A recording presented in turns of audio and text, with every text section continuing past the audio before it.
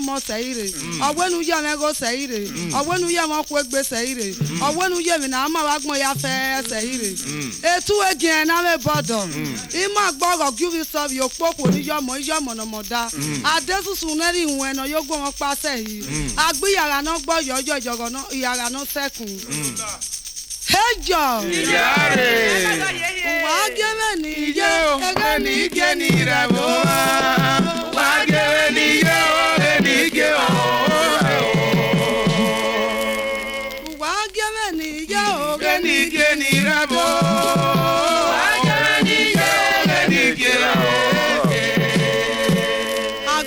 ye na ogo me gbofo èmi ke inu riri gawu laagu wa se o ena mi ayaga ye egbere èmi no ma wo ya yun si o wa geme ni ye geni rabo wa geme ni ye geni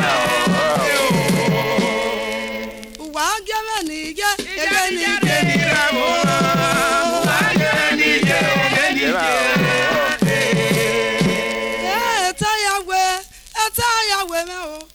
ni da osame wagume jogu ije me ni made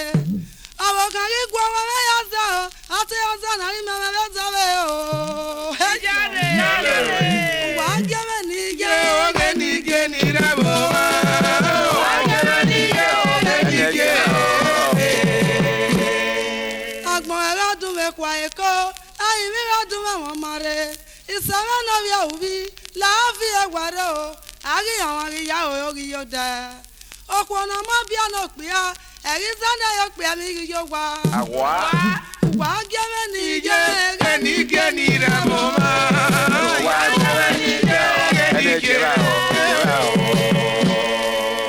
ewi gene no sa ya wa imama ya wa o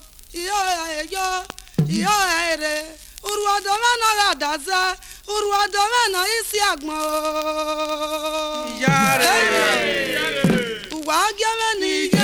ni geni rabo wa geme ni geni rabo ibi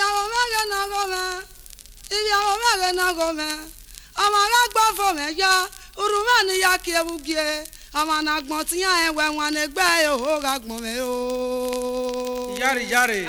wa geme ni geni rabo wa geme ni geni rabo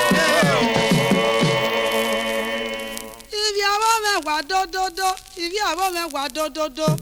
tu wara mi go ya gwo gbe ni dueki ti wara re mi go ya gwo gbe ni dueki agbo san lo ibi awon menu me wan me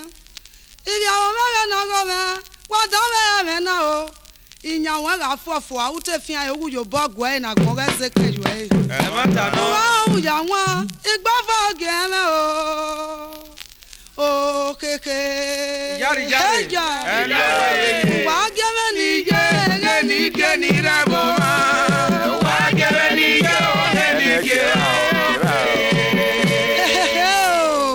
yare emuna wi erupa na re ya bewo da ma iwede ni jiyan le mi eki ibi o ma pon Sisiria amara bi awon na ya wa pon akangi awuria eko mi yo ame no nyago wa geme ni geni rabo wa geme ni geni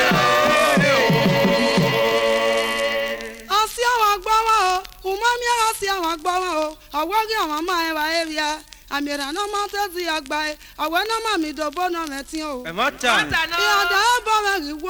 iya da bo me riwo ọmọ wa gi amoko no kwa kede na ga wedin Etara usimere uruadomere na daze tara usuware no ma o. Ya da oba megiwo. Heya. Wa gere ni ge ni ra mo ma. Wa gere ni ge Wa gere ni ge uruadomere na go ma.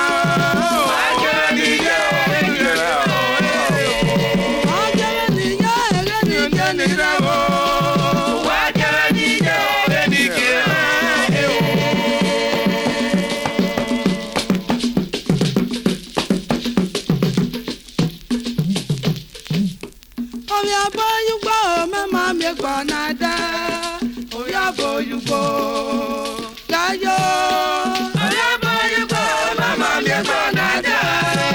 oya boyugo, gayo. Oya boyugo, mama mi gbanada, oya boyugo. Iyada galede, ego galewo gino yewa de oyera enede. Edo bagbe, edo sagbe, ohara dene. Erunya e abokia.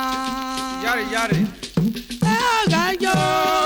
Oya boyugo, mama de gbanada, oya boyugo. Ana wu no ime, do ya fale we ninu fi oya ka nu fi ko egi ju na ya lu won. E dara gba ke ga bi ana ke e. Gayo.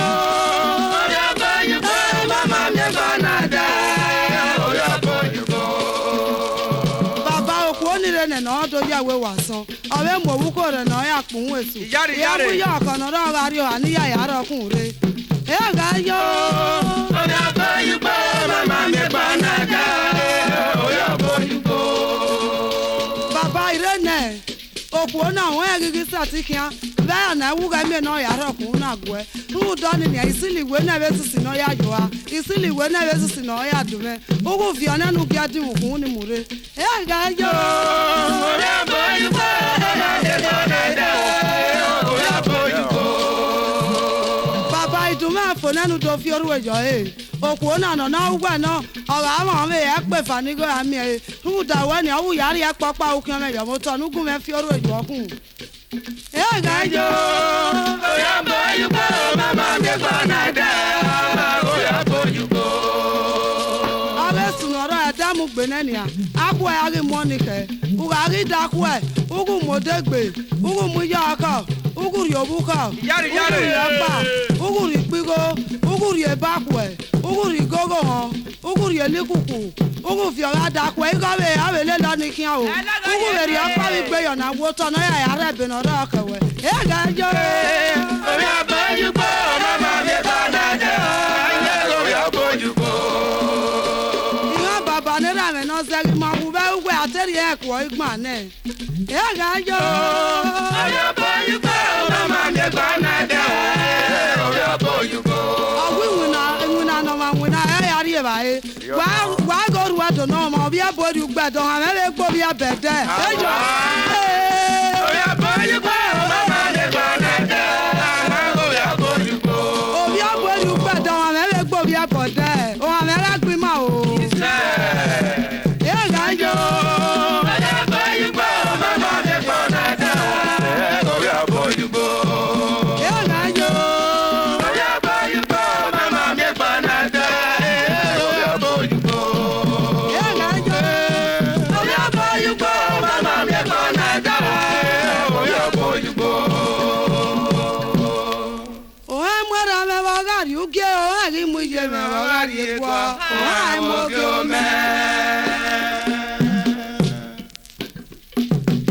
Diana boga kele kwa temya mere o amogyo me agbon ya kokora upogora iyo so ma be na agbon o amogyo me agbon ya kokora upogora iyo mo ogusu me amogyo me amana ri me go ipo na be na agbon